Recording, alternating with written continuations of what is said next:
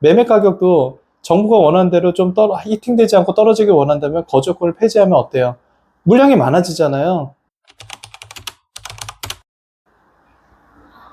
현재 이제 시황을 잘 말씀을 해주셨는데, 사실 이것으로 인해서 입주장 때나 이제 미래에도 영향을 어떻게 끼칠지 많이 궁금하실 것 같아요. 네. 글쎄요. 일단은 매매 쪽부터 한번 풀어드릴게요.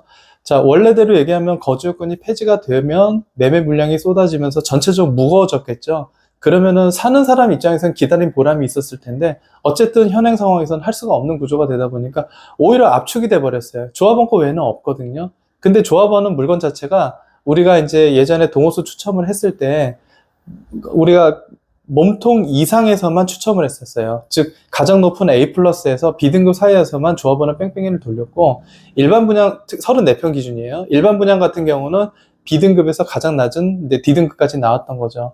그러니까 물건이 없고 등급이 높으니까 조합원은 지금 최근에 가장 낮아봐야 19억, 21억에도 지금 부르고 있어요. 그러면 가격이 그전보다 많이 올라온 거고, 매매는 제가 봐서는 여기서 그렇게까지 드라마틱하게 변화하지는 않을 것 같아요. 그러니까 막 지금 오시는 분 중에서 다시 뭐 이제 하반기 되면 선거 끝나고 다시 떨어질 거라 하는데, 제가 봐서는 떨어지는 장은 아닌 것 같아요. 그때 12월 촬영에서도 말씀드렸듯이 제가 봐서는 사실 분은 빨리 좀 서둘러 주셔라라고 말씀했는데, 지금은 어찌 보면은 이제 어느 정도 그렇다고 해서 우리가 가장 비쌌을 때 포인트보다는 높지는 않아요, 또. 그래서 요 정도로 이제 판단이 되고, 나중에 이제 이런 거죠. 매매가 이제 언제쯤 그럼 무거워질 거냐고 판단을 해야 되는데, 일단 이렇게 봅니다.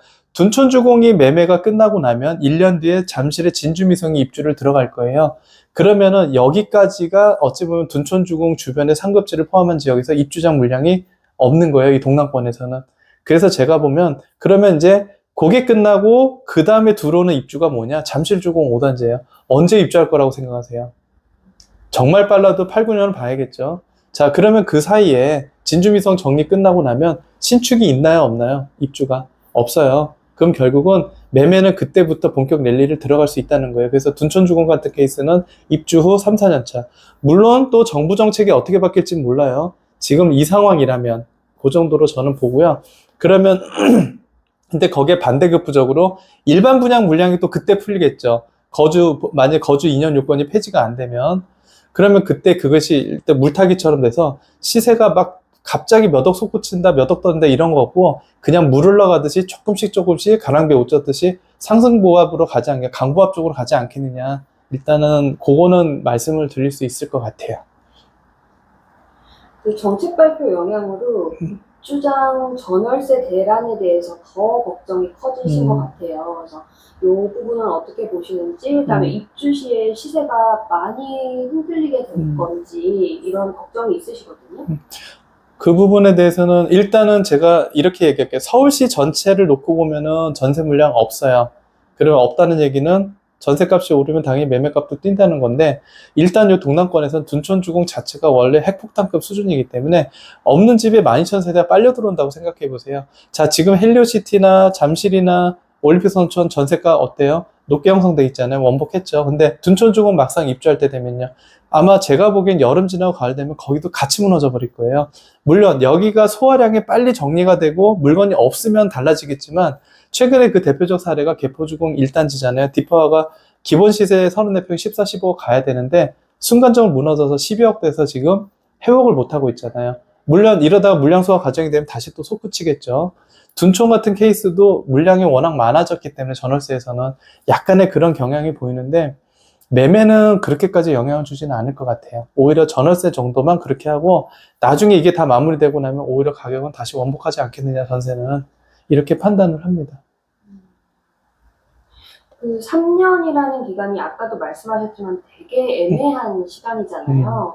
뭐 2년 기본 계약하고 갱신 청구를 쓸 수가 없는 기간이라고 해야 되나요? 그래서 만약에 전세 계약을 지금 한다면 주의해야 될 점이나 아니면 이렇게 진행해야 된다라는 점이 있을 것 같아요. 글쎄요, 이 부분도 참 중요하긴 한데, 일단은 3년 유예라는 것 자체가 참 안 맞아요. 물론 제가 보기에는 그렇게 한 게 일시적 2주택에 대한 부분 때문에 했는 건지는 모르겠지만, 2년을 계약하고 3년 차에 들어갔을 땐 정말 애매모호한 상황이거든요. 이게 가장 중요한 게 뭐냐면 거주 요건을 맞추지 못하게 되면 LH공사로 환수가 된단 말이에요. 이게 가장 큰 아킬레스예요. 물론 이게 확정적이진 않아요. 어떻게 될지 모르지만. 그래서 이 부분 때문에 무조건 제가 보기엔 계약을요, 2년 단위로밖에 못해요, 일반 분양자는요. 그리고 무조건 필수 사항으로 들어와야 돼요. 간혹 이제 어떤 부동산은 3년 계약도 유도를 한다는 건 들었는데, 만약에 거기서 어떤 규정이나 정부 정책이, 이거 인정 못 한다 그러면 하루 이틀만 해도 날아가 버릴 수도 있는 상황이 될 수 있잖아요. 그래서 제가 보기에는 2년 계약을 기본 단위로 해주시고, 물론 조합원이야 상관이 없지만, 일반 분양 같은 경우는 그렇게 하고, 그 추후에 거주 요건이 폐지가 될 것인지 안 될 것인지에 대해서 오히려 그 다음을 커넥션을 잡아주시는 게 맞을 것 같아요. 특히 이 부분은 계약상 항상 주의하셔야 돼요. 하나만 더 말씀드리면, 제가 생각하는 거는 지금 나라에서 부동산 관련 정책을 쏟을 때 요즘에 거의 뭐 정책이 나오나요? 거의 안 나오지 않나요? 이유가 뭘까요? 굳이 손댈 필요가 없다는 거예요. 자, 어찌 보면 정부에서 얘기하는 대로 굳이 손을 대서 히팅하기도 싫고 다시 다운그레이드해서 얼리기도 싫다는 거예요. 결국은 뭐냐면 일단은 전체적으로 흐름의 방향이 전체적으로 부동산을 보기에 이 정도면 나쁘지 않다라고 하기 때문에 굳이 정책을 쏟아내지는 않는 것 같아요. 물론 이러다 시장이 다시 굳거나 죽으면 어떻게 해요? 살짝 또 데펴주겠죠. 그러다가 또 너무 과열될 것 같으면 다시 또 조정을 하겠죠. 현 정부 정책 기준은 거의 그런 선으로 봅니다. 하지만 이제 중요한 건 이거죠. 그러면 그나마 조금이라도 정책을 데폈다가 얼렸다가 하는 과정에서 어딘가는 완전히 얼음장이 될 거고 어딘가는 뭐 살얼음이었다가 다시 따뜻한 온기가 돌 텐데 이게 이제 어찌 보면 정상 시장인데 상급지일수록 시장은 더 붙었고 하급지일수록 더 얼어버리겠죠. 이제 극화가 되면서 그 시장이 얼만큼 갈지는 봐야 될 거예요. 그래서 이런 것 같아요. 내가 있는 위치가 내가 부동산에 갖고 있는 위치가 상급지면 도네. 생각보다 시장이 움직이네 이런 걸 표면적으로 내가 느껴질 거고 그렇지 않는지요. 뭐 강북이라든지 경기 외곽 이런 데는 지금도 그나저나 이거 뭐야 소식이나 있는 거야 이런 방향으로 나오지 않는가 생각이 드는 겁니다. 네. 결국 거기에 따지면 둔주는 하급지는 아니란 얘기니까 그러면 나쁘진 않겠죠. 네. 이게 3년 유예가 됐다가 뭐 또 연장이 될 거다, 폐지가 될 거다, 뭐 이런 말들이 되게 많은데 이 부분에 대해서는 혹시 어떻게 생각하시는지? 제 개인적으로는 아까 좀 서두에도 말씀드렸듯이 폐지가 맞다고 보고요.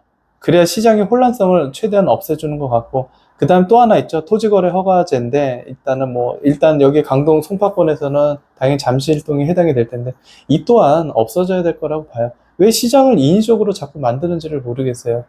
저는 폐지가 맞다고 봅니다. 제 개인적으로는요.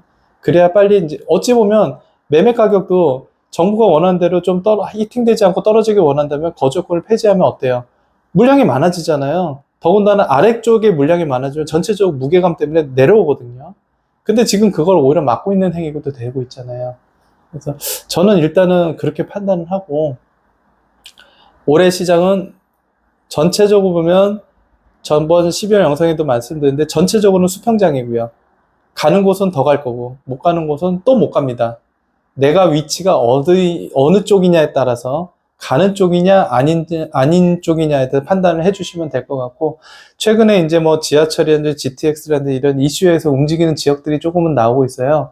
이거는 좀 발빠르게 움직이시는 것도 좋다고 봅니다. 그리고 재개발 쪽은 좀 시간 상황이 좀 많이 안 좋긴 하는데 기존에 그 프리미엄이 붙은 지역보다 정말 많이 떨어진 지역이 있어요. 그런 쪽으로 들어가는 것도 그 대신 이제 속도가 관건이긴 하지만 그런 것도 하나의 투자로도 볼만은 합니다. 일반 분양은 말씀 안 드려도 지금 어지간하면 핫하잖아요. 바로 눈앞에 보이기 때문에 네, 그렇습니다.